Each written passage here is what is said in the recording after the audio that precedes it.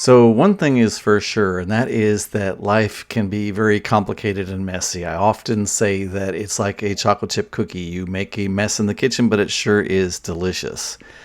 The issue is that as we become more mindful and more conscious, it can be somewhat challenging, at least at first, to stay in a state of peace or joy at least as often as possible. And something that can really help us is a Buddhist term is Sunyata. And it's talking about the concept that we're always in change, we're always in flux, we're always in a state of chaos, which is almost like this disorder that is happening there that we're like soaking in at the moment. And the reason this helps us to think of this is that once we understand that everything is dependent and interconnected with each other, and we can't let go of it, we can stop the suffering of thinking that things should be different. I forget where the quote comes from, but it says that the only thing that is true is that which does not change. So everything that we know in our lives, our bodies, our minds, our surroundings, the earth itself, everything we know physical changes. So what is the truth? The truth for me is my source, where I come from as a conscious being, what I am a part of, and that for me would be the divine. And when you really take in the full idea of shunyata and you can let go of the suffering, because suffering is really about thinking that something should be different. And when you understand that you're an interconnected part of everything, and so you are a part of that as well, then it comes down really to your frame of reference of your viewpoint of how you see things, how you relate to things, and how you define yourself in that idea. Now, it's really interesting to me in mathematical terms that chaos theory states that within the apparent randomness of chaotic complex systems, there are underlying patterns, interconnection, constant feedback loops, repetition, self-similarity, fractals, and self-organization.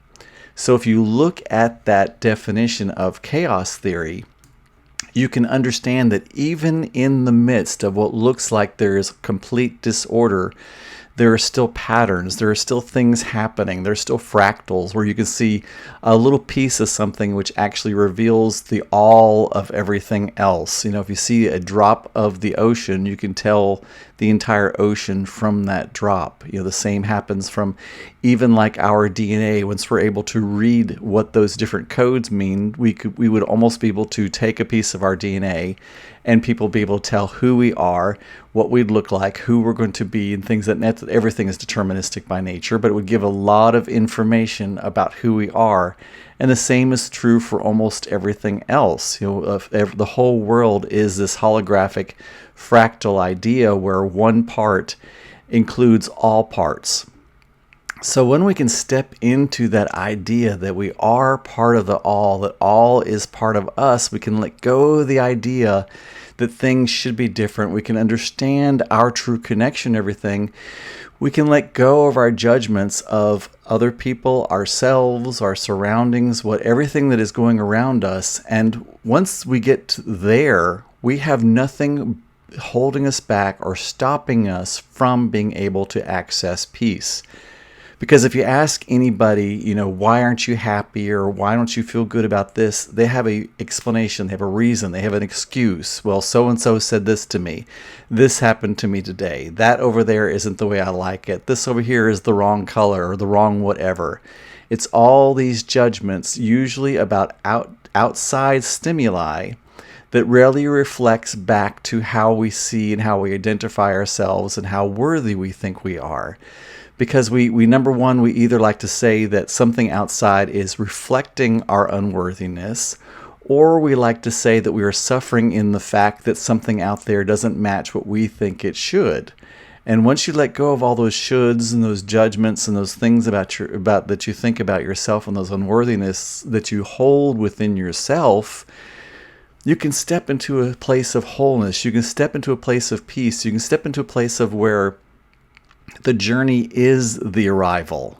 rather than waiting to get to a certain point before you allow yourself to finally be happy or joyful or peaceful, or to really look for what it is that is of value to you. You understand you're always on a journey, and if you ever are going to find that peace and find that happiness and find that joy, it has to be now. It has to be right now, because right now is all you ever are going to have. You can say, I'm going to do it in 10 minutes, but in 10 minutes it's now. And then you have to do it then. So the only time you have is your moment of present consciousness. That's the only time that you truly have. And when I talk about present consciousness, I'm not even necessarily talking about the reality that's surrounding you. Because if you look at our bodily systems are fractions of a second behind what's actually happening. So as we take everything in, as we perceive things, as we hear and feel and see and touch, that's actually the past that our brain is actually working through. So the present moment is actually one step ahead. It's where we place ourselves. And if we place ourselves in this moment where we understand that chaos is the order, and that joy is the journey, then we can step into that and we can become that. I know it can be a big concept and it can be a big leap for people, but it's absolutely something that you can traverse. I can speak personally for myself. I was a person of depression and anxiety, suicidal ideation every single day. And I've come to a place of where I wouldn't say constantly, but I'm always looking for that joy and that peace. And I'm always understanding when I'm not having it, how I'm holding myself back. I see that now. I see the causation that I am. And I am fully self-empowered because I understand, oh, I did that. When I'm joyful and happy, oh, I did that. When I'm sorrowful and in tragedy, oh, I did that. Because I am not a victim, and you don't have to be a victim either. When you step into the idea and the realization that you are the one, you are the center of your own universe, you are the one that interprets, you are the viewpoint, that it's not about comparing yourself to anybody else. Believe it or not, if you go out there and you interview the 10 people that you think have everything, you're going to find something, probably a lot of things, that they're going to say are not perfect about their life. And yet you, from the outside, are saying your life is perfect.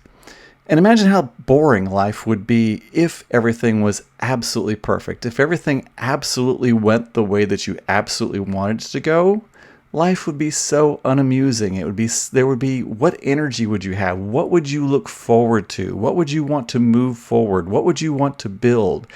What would you want to become if you didn't have that? There's a philosophy that everything is perfect in the heaven state, in the full energetic realm, where I would call the angelic state. And as it gets filtered down here into the material, it slightly imperfects, it slightly skews. And that's where we get to play. We get to play in that arena where we get to say, oh, well, it's close, but not quite. And the thing of it is, as we get whatever that is to where we wanted it to be originally, well, we changed. And now we want something different. And so so that new thing is coming through not quite perfect. And then we're moving it into that next state, and then we've changed again.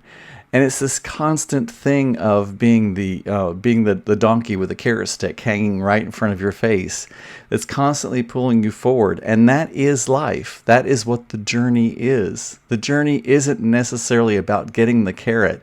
The journey is about the journey. How meta is that? So what I really want to convey to you is that it is time right now for you to step into peace. It is time right now for you to step into joy. You are worthy of it. You are ready for it. The only reason you've held yourself back is that you're scared of your own light. You're scared of your own power. You're scared of your own brilliance. because you've always held yourself back with excuses. And I'm speaking to you this way because that's exactly where I've been. This is a lived experience. I know what I'm talking about from my own experience of what this is. I was afraid of who I was. I was afraid of becoming my true, authentic self. I was afraid of being vulnerable. It was scary, like back in the 14 and 1500s, before they really started exploring the seas and the oceans. They would put on maps where they didn't know what was there. They would say monsters lurk there. They had all these tales of these huge, ocean-faring monsters that would seize and crush ships and eat men and all these kind of things, because they had this fear of not knowing what was there. And that fear kept so many people from going out and venturing and finding out. But finally, one day, somebody, different people, there's all kinds of different tribes and nations, and that have gone out being seafaring and have gone and explored those spaces, and found out that their only fear was really the only thing that they really had to fear was that their own fear of that discovery, their own fear of becoming who, or discovering who they would be as they stepped through it. I see fear as this doorway of flames, and as you step through that doorway, it burns away all the things that are no longer of use to you. And sometimes that flame can hurt a little bit. Sometimes it singes a little bit. And sometimes you have to do a little bit of recovery afterwards. I've often felt in my own spiritual ascension that, like, I can tell I've gone to another floor, but it feels like that the floor of that story is lower than the ceiling of the story below. So it feels like I've gone down, but I can feel that my capacity is bigger. So I know that I'm actually regressed a little bit as far as my vibrational level, but I also know that my vibrational level is higher now, and that I will attain those highers, and then I will go to another floor, feel the same thing. Life is a cycle. Like I say, the journey is the journey.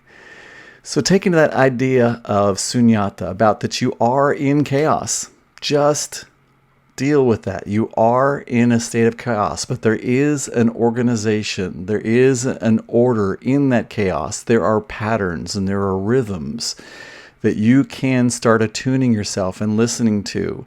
And that's something that I'm going to try to be pointing out to you as much as I can, because I've talked about it before, but my passion is one day my daughters are going to have a grandchild, or grandchild for me, not a grandchild for, maybe they'll have grandchildren too, but they're going to have a child that will be my grandchild. And my passion is that not only will I have the time to spend with that child, to let them know how perfect and amazing they are, I'm going to spoil the heck out of this child, but also that that child will grow up in a beautiful world of joy and peace, with people who are consciously living and consciously creating and consciously being in that space, and not in a reaction mode and expecting everything outside to change their inside, but understanding that their inside changes the outside. And that's the way it truly is. Live in the present moment, which is actually one step ahead of where you are. Realize that you are in chaos. That is where you are. And step into that grace and have the faith that you are well. Love. Hey, while I've got you, have you ever wondered more about the angels, who they are, how they can help you in your life, and what you can do, and what your full potentiality is? How do you live in joy? How do you have peace? How do you have health and abundance and good relationships? And just how can you traverse the angelic realm and finally let go of the pain and suffering that you are going through right now in whatever is in your life? You ever wondered? I would love for you to join my free private Facebook group, Divine Angelic Manifestors. You'll see the link at the end of this video, or down below rather, but go to facebook.com/groups/Divine Angelic Manifestors. It's free, it's private. I would love to see you there. Love, peace, release.